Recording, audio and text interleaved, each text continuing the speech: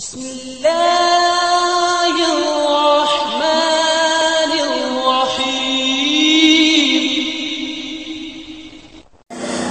السلام علیکم ورحمۃ اللہ وبرکاتہ۔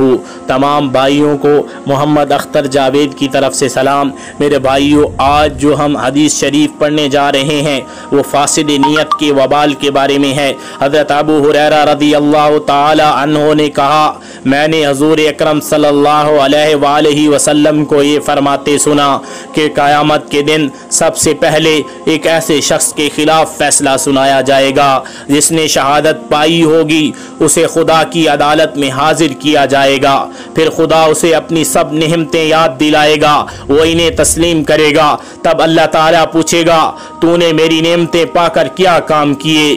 وہ عرض کرے گا، میں نے تیری خوشنودی کی خاطر تیرے دین سے لڑنے والوں کے خلاف جنگ کی، یہاں تک کہ میں نے اپنی جان دے دی۔ خدا اسے کہے گا، تو نے یہ بات غلط کہی کہ میری خاطر جنگ کی، تو نے صرف اس لیے جنگ کی اور جان کی بازی دکھائی کہ لوگ تجھے جری اور بہادر کہیں، سو دنیا میں تجھے اس کا صلہ مل گیا۔ پھر حکم ہوگا کہ اس مرد شہید کو منہ کے بل گھسیٹتے لے جاؤ اور جہنم میں ڈال دو، چنانچہ اسے جہنم میں ڈال دیا جائے گا۔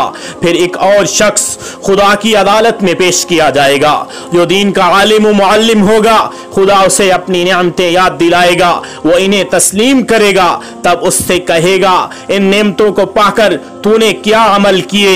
وہ عرض کرے گا، خدایا میں نے تیری خاطر دین سیکھا اور تیری خاطر دوسروں کو اس کی تعلیم دی اور تیری خاطر قرآن مجید پڑھا۔ اللہ تعالیٰ فرمائے گا، تم نے جھوٹ کہا، تم نے اس لیے علم سیکھا تھا کہ لوگ تمہیں عالم کہیں، اور قرآن مجید اس غرض سے تم نے پڑھا تھا کہ لوگ تمہیں قرآن کا جاننے والا کہیں، سو تمہیں دنیا میں اس کا صلہ مل گیا۔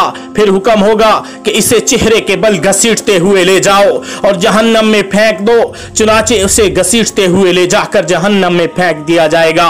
تیسرا آدمی وہ ہوگا جسے اللہ تعالیٰ نے دنیا میں کشادگی بخشی تھی اور ہر قسم کی دولت سے نوازا تھا، ایسے شخص کو خدا کے جناب میں پیش کیا جائے گا اور وہ اسے اپنی سب نعمتیں بتائے گا، وہ ساری نعمتوں کا اقرار کرے گا، ہاں یہ سب نعمتیں اسے دی گئی تھیں۔ تب اس سے اس کا رب پوچھے گا، میری نعمتوں کو پا کر تو نے کیا کام کیے؟ وہ جواب میں عرض کرے گا، جن جن راستوں میں خرچ کرنا تیری نزدیک پسندیدہ تھا ان سب راستوں میں میں نے تیری خوشنودی کے لیے خرچ کیا۔ اللہ تعالیٰ فرمائے گا، جھوٹ کہا تو نے، یہ سارا مال تو نے اس لیے لٹایا تھا لوگ تجھے سخی کہیں، سو یہ لقب دنیا میں تجھے مل گیا۔ پھر حکم ہوگا کہ اسے چہرے کی بل گھسیٹتے ہوئے لے جاؤ اور آگ میں ڈال دو، چنانچہ اسے لے جا کر آگ میں ڈال دیا جائے گا۔ تینوں روایتیں جس حقیقت کو وضاحت سے سامنے لاتی ہیں وہ یہ ہے کہ آخرت میں کسی نیک کام کی ظاہری شکل پر کوئی انعام نہیں مل جائے گا، وہاں تو صرف وہی کام اجر و ثواب کا مستحق ہوگا جسے خدا کی خوشنودی کے لیے کیا ہوگا۔